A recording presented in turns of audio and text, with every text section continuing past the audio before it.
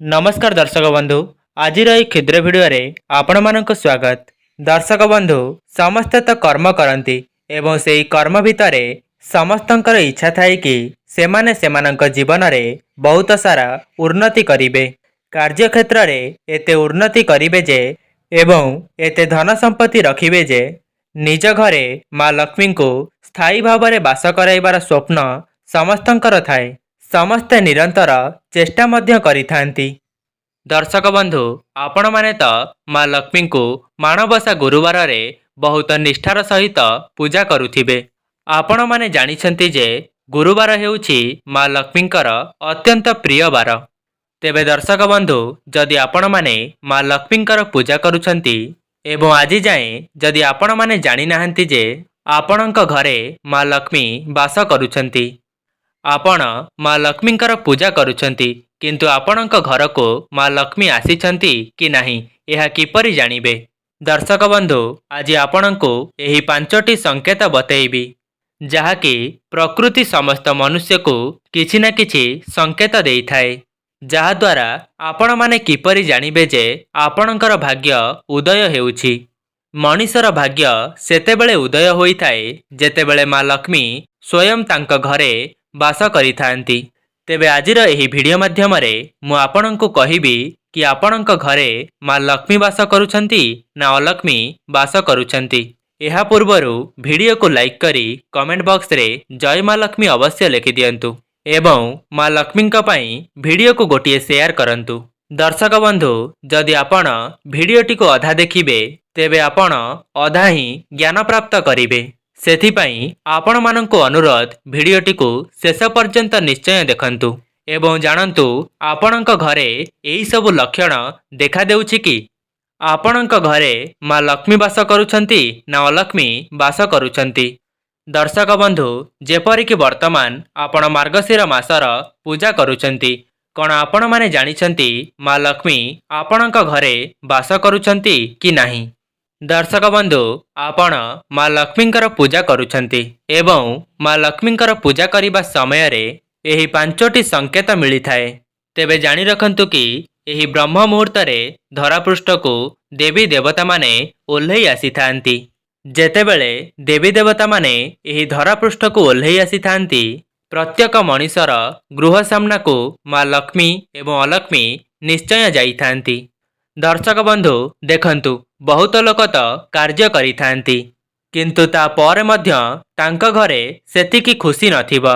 सेमानंक घरे जेते भी पैसा थाउ ना काहींकी किंतु खुशी नथिबो, किंतु किछि लोकंक घरे टंका नथिबो, गोटिए ओळी खाइले गोटिए ओळी उपास रहुथिबे किंतु सेमानंक घरे परस्पर मध्यरे स्नेह प्रेम भल पाइबा भरपूर होई रहिथिबो। तेबे आपण किपरि जानिबे जे सेही घरे माँ लक्ष्मी अछंती ना अलक्ष्मी बास करुछंती।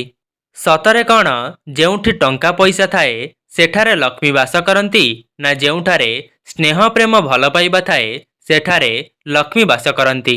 तेबे आसंतु जानिबा दर्शक बंधु आपण माने जेते भी पूजा पाठ करंतु ना काहींकी जदि आपण आपणक घरे गुरुजन मानंको श्रद्धा एवं सम्मान करुनाहांती, निजर परिवार रे आदर सत्कार करुनाहांती, तेबे आपणक घरे माँ लक्ष्मी केबे भी बास करिवे नाही। एबे सेही प्रथम लक्षणटी हेउछि आपणको पूर्वरु जे कोनोसी कार्य कले अलस्वामी लागुथिबो किंतु जेतेबेले माँ लक्ष्मींकर बास आपणक घरे आरंभ होई जिवो तेबे आपणक घरर समस्त सदस्य माने कार्य करिबा पई व्यस्त विव्रत हेउथिबे, समस्तंकर कार्य रे मन लागुथिबो एवं समस्त कार्य को एकाग्रतार सह पालन करुथिबे। आपणक घरर कोनोसी भी सदस्य 8टा पर्यंत सोई करी रहु नथिबे। समस्तंकर लक्ष्य थिबा जे सकाळ 8टा पूर्वरु उठी निजर नित्यकर्म सारी निज निज कर्म रे लागि पडुथिबे। जदि एपरी लक्षण आपण आपणक परिवार रे देखुछंती तेबे जानि रखंतु जे आपणक घरे स्वयं माँ लक्ष्मी स्थिर भाव रे बास करुछंती। धैर्य रखंतु दर्शक बंधु, दिने ना दिने आपणकर भाग्य निश्चय बदलिबो किंतु आपणको पूर्ण विश्वासर सह समस्त कार्य को पालन करिबाकु पड़िबो। एबे आसन्तु जानिबा द्वितीय संकेत विषय रे। आपण आपणक परिवार रे स्नेह प्रेम भातृत्व भाव आपणक परिवार रे पूर्वरु आपण केबे भी देखि नथिबे, किंतु जेतेबेले माँ लक्ष्मींकर बास आपणक घरे आरंभ होइजिब हठात आपणଙ୍କୁ समस्ते पसंद करबाकू लागिबे। चारिपटरू आपणकर आदर सत्कार हेब। आपणक परिवार रे समस्तक भितरे एकाग्रचित मनोभाव आसिब। समस्ते जणे अन्य जनଙ୍କୁ सम्मान करिवे। जदि आपण एपरि लक्षण देखुचंती तेबे जानि रखंतु जे आपणक घरे स्वयं माँ लक्ष्मींकर स्थिर बास होई सारिछि। एबे आसन्तु जानिबा तृतीय संकेत विषय रे।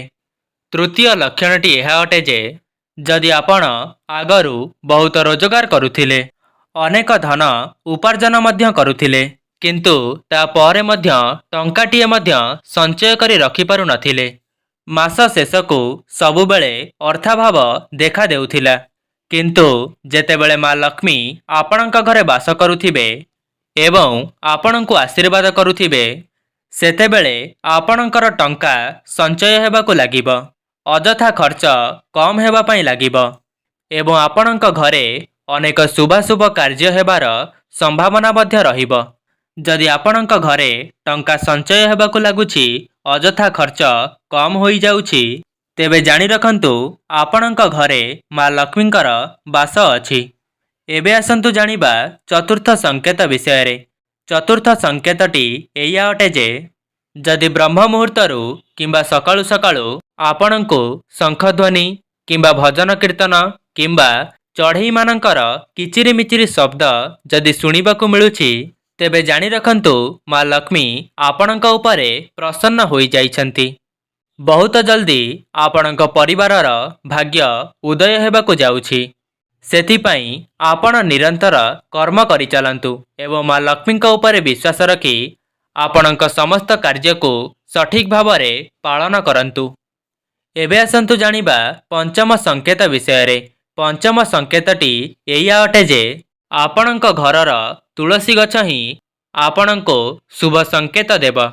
जदि आपणଙ୍କ घरर तुलसी गछ सबुज एवं छनछनिया होई वृद्धि हेबाकू लागे, तेबे आपण जानि रखंतु जे माँ लक्ष्मींकर कृपा आपणଙ୍କ परिवार उपरे अछि।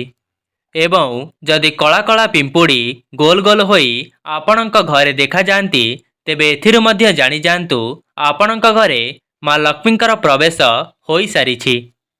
तेबे दर्शक बंधु, जदि आपणଙ୍କୁ एही पांचटी संकेत मिलुछि, तेबे आपण जानि रखंतु कि आपणଙ୍କ घरकू माँ लक्ष्मी आसी जाइछंती। तेबे दर्शक बंधु, एबे आसन्तु जानिबा जे केउं घरकू माँ लक्ष्मी प्रवेश करंती नाही एवं केउं घरे माँ अलक्ष्मी बास करिथांती। जदि एही सबु लक्षण आपणଙ୍କ घरे देखा देउछि, तेबे वर्तमान ठारू ताकू बंद करिबाकू चेष्टा करंतु। दर्शक बंधु, गोटिए गृहिणी घर सारा सफा करिथाए एवं सफा होइथिबा कपड़ा पत्र को आनी निज खट उपरे बिछाई देइथाए एवं सी भाभी थाए कि परे मु एहाको साइज करी रखिबी। एपरी करिबा द्वारा माँ अलक्ष्मी सेही घरे बास करिथांती। तेणुकरी कौनसी भी जगारे आपण कपड़ा पत्र को असजड़ा करी रखंतु नाही। द्वितीय लक्षणटी हेउछि, जदि घर सारा सफा करि सारिबा परे आपणकर डस्टबिन को बहुत असना करी रखा जाइथाए, तेबे सेही ठारे मध्य अलक्ष्मी बास करिथांती। तृतीय लक्षणटी एया अटे जे जदि आपणଙ୍କ घरे बहुत समय धरी अईठा बासन को पकाई करी रखा जाइथाए, तेबे सेही ठारे माँ अलक्ष्मी बास करिथांती। सेठारू माँ लक्ष्मी दूरेई जाइथांती। माँ लक्ष्मी सेही जगारू चली जाइथांती। तेबे चतुर्थ लक्षणटी एया अटे जे जदि आपणଙ୍କ घरर नारी माननको सम्मान दिया जाए नाही, ताहाले सेही घरे अलक्ष्मी ही बास करिथांती। जेउ घरे नारी माननको सम्मान दिया जाए नाही, सेही घरे माँ लक्ष्मी केबे भी बास करंती नाही। एवं पंचम लक्षणटी एया अटे जे जेउ घरे गृहिणी रोषेई करिबा समय रे खाद्य को चाखी देइथाए, लुणिया किंबा अलणा निज पाटी रे चाखी देइथाए, ତେବେ ସେଠାରେ ମଧ୍ୟ ମା ଅଲକ୍ଷ୍ମୀ ବାସ କରିଥାନ୍ତି। ସେଥିପାଇଁ ଏପରି ଭୁଲ ଆପଣ କେବେ ବି କରନ୍ତୁ ନାହିଁ। ଏବଂ ଆଉ ଗୋଟିଏ କଥା ହେଲା, ଆପଣ ଯେବେ ବି ଭୋଜନ ପ୍ରସ୍ତୁତ କରୁଛନ୍ତି ତେବେ ଆପଣ ସେହି ସମୟରେ ଅଇଁଠା କରନ୍ତୁ ନାହିଁ କିମ୍ବା କୌଣସି ଖାଦ୍ୟକୁ ପ୍ରଥମରୁ ଚାଖନ୍ତୁ ନାହିଁ। ପ୍ରଥମେ ଆପଣଙ୍କ ପରିବାର ସଦସ୍ୟଙ୍କୁ ଆପଣ ଖାଦ୍ୟକୁ ଅନ୍ୟମାନଙ୍କ ମଧ୍ୟରେ ବାଣ୍ଟନ୍ତୁ ଏବଂ ତାପରେ ନିଜେ ଖାଦ୍ୟ ଗ୍ରହଣ କରନ୍ତୁ। କାରଣ ଯଦି ଗୃହିଣୀମାନେ ଏହିସବୁ କଥା ପ୍ରତି ଧ୍ୟାନ ଦେବେ ତେବେ ତାଙ୍କର ପରିବାର ବହୁତ ଉନ୍ନତି କରିବ। ଯଦି ଶ୍ରଦ୍ଧା ମନୋଭାବରେ ଏହିସବୁ କାର୍ଯ୍ୟ କରାଯାଏ ତେବେ ମା ଲକ୍ଷ୍ମୀ ପ୍ରସନ୍ନ ହୋଇଥାନ୍ତି। ଯଦି ଆପଣଙ୍କ ଘରେ କୌଣସି ଚିରା କପଡ଼ା ଅଛି କିମ୍ବା କୌଣସି ପୋଷାକ ଚିରି ଯାଇଛି ତାକୁ ତୁରନ୍ତ ଆପଣଙ୍କ ଘରୁ ବାହାର କରିଦିଅନ୍ତୁ। ଏହା ରଖିବା ଦ୍ୱାରା ଆପଣଙ୍କ ଘରେ ମା ଅଲକ୍ଷ୍ମୀ ବାସ କରିଥାନ୍ତି ଏବଂ ଆପଣଙ୍କ ଘରେ ଦୁର୍ଭାଗ୍ୟର ଆଗମନ ହୋଇଥାଏ। ତେଣୁକରି ଆପଣମାନେ ଏହି ଭୁଲକୁ ନିଶ୍ଚୟ ସୁଧାରିବାକୁ ଚେଷ୍ଟା କରନ୍ତୁ। ତେବେ ଦର୍ଶକ ବନ୍ଧୁ, ଯଦି ଆପଣଙ୍କୁ ଏହି ସୁନ୍ଦର ଭିଡ଼ିଓଟି ଭଲ ଲାଗିଥାଏ ଭିଡ଼ିଓକୁ ଲାଇକ୍ କରି କମେଣ୍ଟ ବକ୍ସରେ ଜୟ ମା ଲକ୍ଷ୍ମୀ ଅବଶ୍ୟ ଲେଖନ୍ତୁ ଏବଂ ଭିଡ଼ିଓକୁ ବହୁତ ମାତ୍ରାରେ ସେୟାର କରନ୍ତୁ। ଆଜି ପାଇଁ ରହୁଛି, ନମସ୍କାର।